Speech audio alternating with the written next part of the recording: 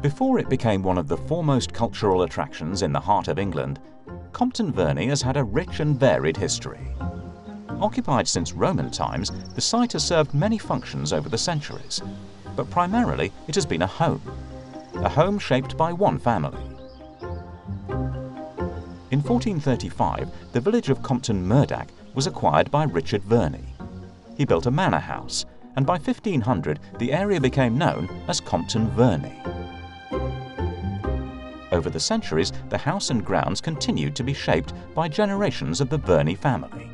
And in 1711, George Verney, the 12th Baron Willoughby de Brooke, rebuilt the house and re-landscaped the gardens.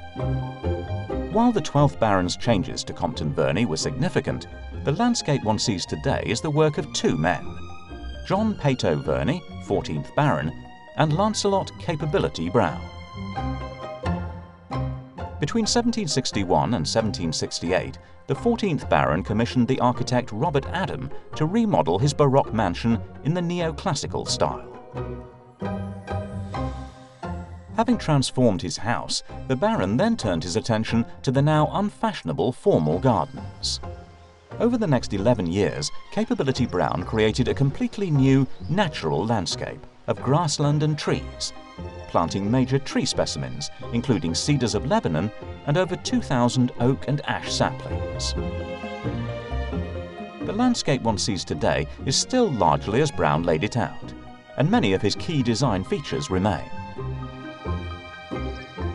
Compton Verney's ice house was deliberately designed as a picturesque eye-catcher in 1772.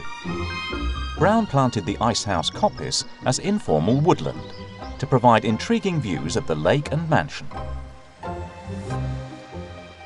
Completed in 1772, the handsome upper bridge with its 4 Grecian sphinxes was a key element in Brown's new landscape, providing both a lookout from which to view the mansion and also acting as a focal point in its own right.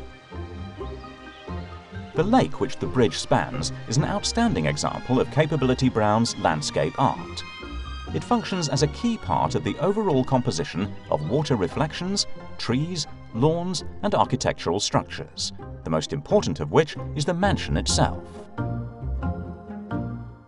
In order to create the perfect landscape composition, Brown had to demolish the medieval church. The granite obelisk on the south lawn marks the site of the original church.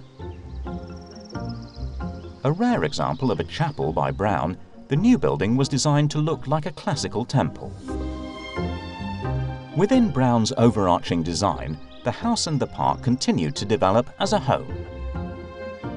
The 18th Baron was the next in line to make alterations after 1862. The most dramatic of his changes was the addition of a long, majestic crescent of Wellingtonia, also known as giant sequoias. The history of the estate over the last 150 years has been a checkered one. The last Verney to live in the mansion was Richard Greville Verney, the 19th Baron, but he was forced to sell in 1921. The new owner was Joseph Watson, a soap manufacturer and racehorse owner. By 1929, it was up for sale again, this time to Samuel Lamb, a successful businessman who lived at Compton Verney with his family until it was requisitioned by the Army in 1940. During the war, the grounds were used as a Pioneer Corps training camp and an experimental smokescreen school. After the Army left in 1945, the house was never lived in again. By the 1980s, Compton Verney had become semi-derelict. It was not until 1993 that hope finally came, when Compton Verney was rescued by Sir Peter Moores through the Peter Moores Foundation.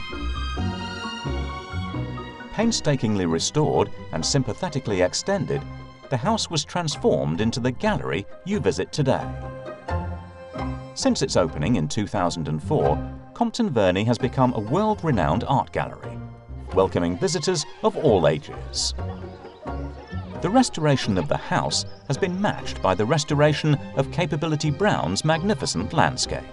New facilities have also been introduced, including our popular children's play area, and the park's natural habitat developed to support a much wider range of wildlife.